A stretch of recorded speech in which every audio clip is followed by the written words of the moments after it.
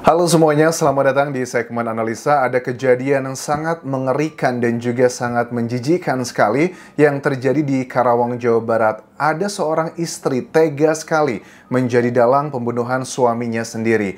Bahkan pada saat sang istri ini memberikan klarifikasi yang bernama Osi Klaranita 32 tahun ke media massa, dikatakan bahwa alasan dia melakukan perbuatan keji itu katanya sang suami ini sering menyakitinya, baik secara ekonomi ataupun juga secara psikologis. Tetapi ternyata kita kan tidak bisa percaya begitu aja dengan perbuatan yang nyata-nyata sekeji ini. Padahal ada juga keterangan dari bapaknya korban yang merupakan suami dari pelaku, Arif Suryono, yang mengatakan begini, anak saya itu sudah berkorban luar biasa buat istrinya Osi. Pernikahan dia itu sudah lama, dari awal pernikahan Arif itu selalu membiayai bukan cuma Osi, tetapi adiknya hingga orang tuanya. Dan Arif itu juga sejak tahun 2020 itu terkena penyakit ginjal. Jadi dia tidak bisa lagi semangat dulu dalam bekerja. Walaupun Arif itu sudah kena ginjal, tapi dia tetap bekerja. Bahkan menurut bapaknya Arif ya, ada salah satu adiknya pernah tinggal bersama Arif dan juga sang istri. Adiknya tuh pernah memergoki bahwa si Osi, ya, kakak iparnya, itu membawa pria lain ke dalam rumah pada saat sang suaminya sedang bekerja di luar. Tetapi kayaknya diputar balikan. Ini kejadiannya seperti apa, motifnya apa, dan juga kronologinya seperti apa. Jadi ini adalah kejadian yang terjadi di hari Selasa 9 Januari 2024. Ini ada 3 orang pelaku dan 1 orang dalang. Kalau pelakunya ini pertama adalah ya sang istri, Osi Clarista, terus juga 32 tahun.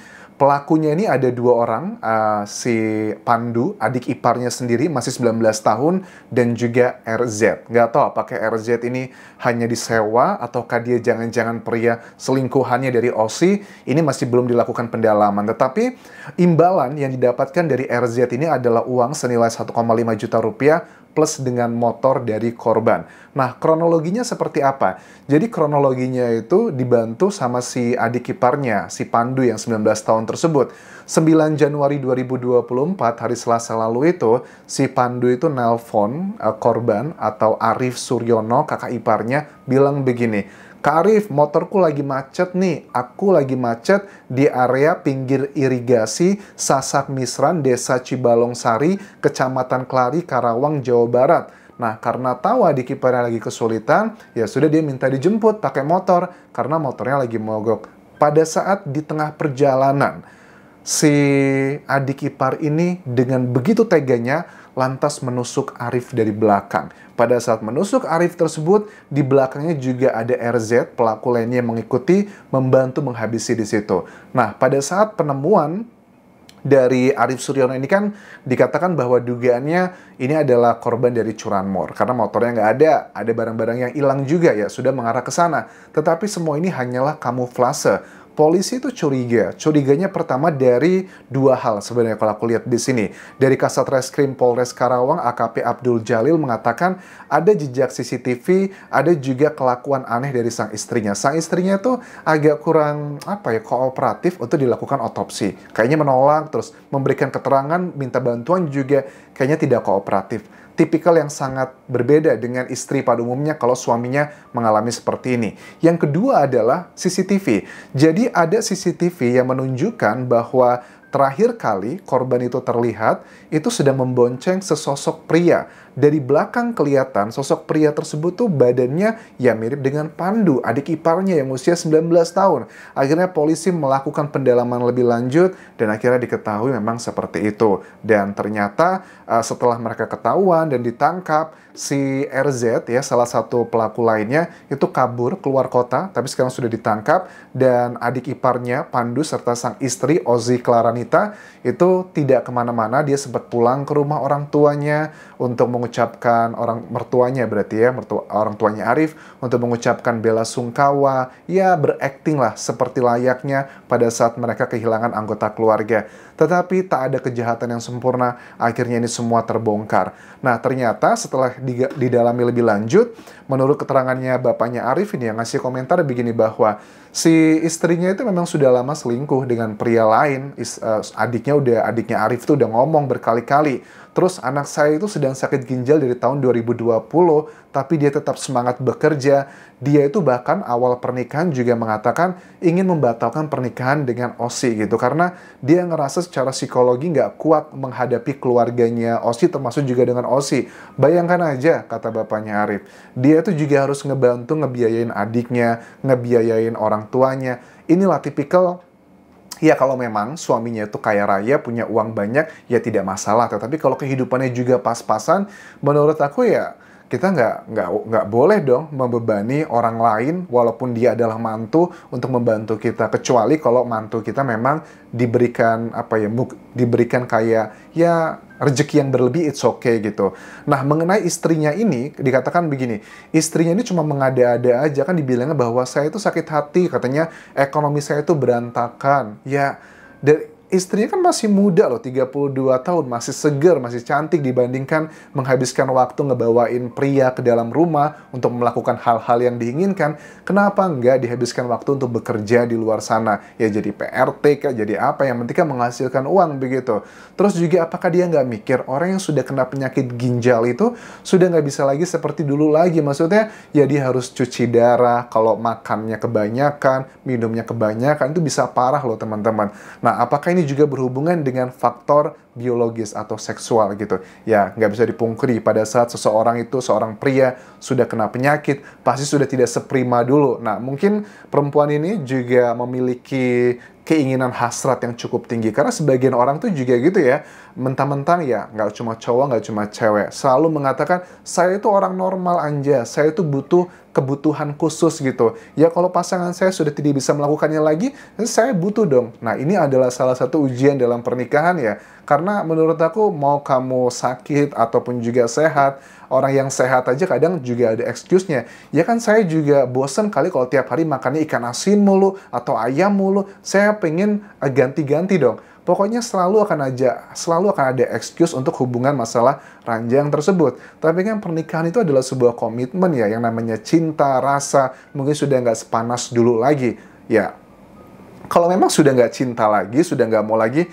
kenapa sih nggak langsung pisah aja, putus aja? Nah, dugaan sangat kuat bahwa Osi Claranita ini juga pengen menguasai harta, tidak cuma sekedar pengen cerai. Karena menurut aku Osi ini bisa minta cerai loh dengan suaminya gitu. Tapi mungkin karena dia ada kerakusan gitu, dia pengen menguasai hartanya juga. Makanya dia nggak mau cerai. Kalau dia cerai kan nanti hartanya dibagi dua, atau bahkan dia nggak dapat sama sekali. Makanya dia melakukan hal seperti itu. Jadi alangkah naifnya kalau kita menyalahkan korban, karena korban kan tidak bisa membela dirinya. Yang dikatakan Osi kan di media massa bilangnya bahwa suami saya itu kebangetan, sering menyakiti saya secara ekonomi dan juga fisik. Bukannya sebaliknya, menurut bapaknya Arif ini, bahwa Osi inilah yang selalu menyakiti suaminya begitu dengan selingkuh. Aku yakin ya si Arif ini sebenarnya sudah mengetahui lah, yang namanya cowok ya, pada saat istri kita atau pacar kita itu punya pria lain, kita tuh udah punya rasa. Cewek pun juga sama seperti itu.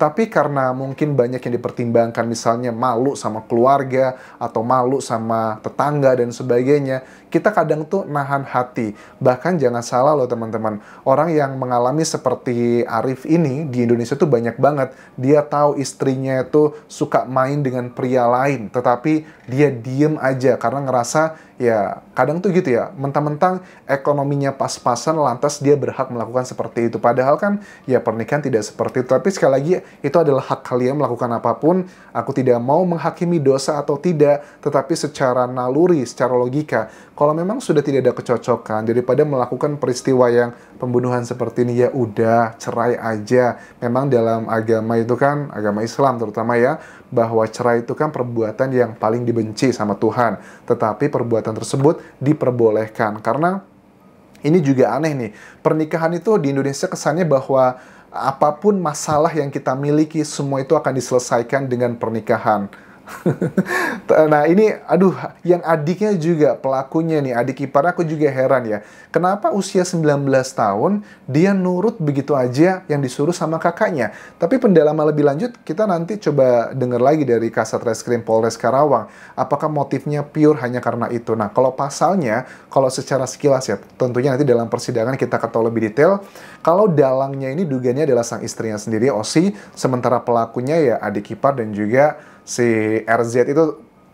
Aku penasaran RZ ini siapa ya? Apakah dia pure hanya disuruh atau dia adalah pria idaman lainnya? Karena kalau cuma dikasih uang 1,5 juta sama motor, itu kan kayak dibodohin banget ya sama Osi. Kita dikasih motor, korban pembegalan seperti itu ya segera akan ketahuan lah ya. Kok bodoh banget ya si RZ ini mau seperti itu? Kalau untuk hukumannya, pelaku ya pasal 340 atau yang spontanitas ya kemungkinan besar mereka akan mendapatkan 20 tahun penjara karena eksekutor. Tapi kalau sebagai dalang bisa sampai seumur hidup. Kalau hukuman mati kan di Indonesia sudah seperti tidak ada lagi. Di dunia sih negara-negara barat juga sudah mulai menghapuskan hukuman mati ya. Tetapi kemungkinan besar si Osi akan mendekam seumur hidup di penjara. Nah, ini juga sama buat teman-teman bahwa seumur hidup itu di Indonesia artinya sampai dia meninggal dunia, bukan. Kan ada yang bilang begini, nggak aja seumur hidup di Indonesia tuh, kalau Osi sekarang usia 32 tahun, artinya dia akan dipenjara selama 32 tahun. Enggak, yang namanya seumur hidup itu artinya sampai dia meninggal dunia, menghembuskan nafas terakhirnya di penjara, dan tidak bisa mendapatkan pengampunan, kecuali mendapatkan grasi dari presiden. Presiden yang langsung memberikan pengampunan dengan cara grasi tersebut. Tetapi kalau hukumannya itu sifatnya angka, seperti 20 tahun, itu masih bisa mendapatkan remisi. Remisi kayak tiap tahun, mungkin hari pahlawan, hari lebaran, Natal, itu akan ada remisi kalau berkelakuan baik. Kita nggak tahu ke depannya seperti apa, tapi yang pasti aku mengucapkan turut berduka cita untuk keluarga bapaknya Arif ya, karena bagaimanapun juga ini kehilangan keluarga yang dicinta itu nggak segampang itu. Aku lihat bapaknya Arif ini menyimpan banyak kemarahan sekali terhadap mantunya, terhadap para pelaku dan juga keluarga mantunya itu. Bahkan mengatakan bapaknya Arif ini bilang kalau bisa dihukumnya itu adalah hukuman mati, jangan seumur hidup, karena kelakuan mereka sangat biadab sekali. Aku rasa itu yang bisa aku bahas mengenai kasus yang terjadi di Karawang, Jawa Barat ini. Mudah-mudahan bisa menjadi pelajaran kita semua dalam sebuah hubungan, apapun itu, pernikahan ataupun cuma sekedar pacaran. Kalau memang sudah tidak ada rasa lagi daripada saling menyakiti atau bahkan melakukan tindakan kriminal, ya sudah, pisah saja. Cepat atau lambat, kejadian seperti ini tuh bisa menimpa siapapun kalau terlalu memikirkan hal-hal yang sifatnya dari eksternal. Menurut kalian, apa hukuman yang layak untuk Osi Claranita, seorang istri yang tidak layak menurut aku untuk menjadi seorang istri? Sampai jumpa.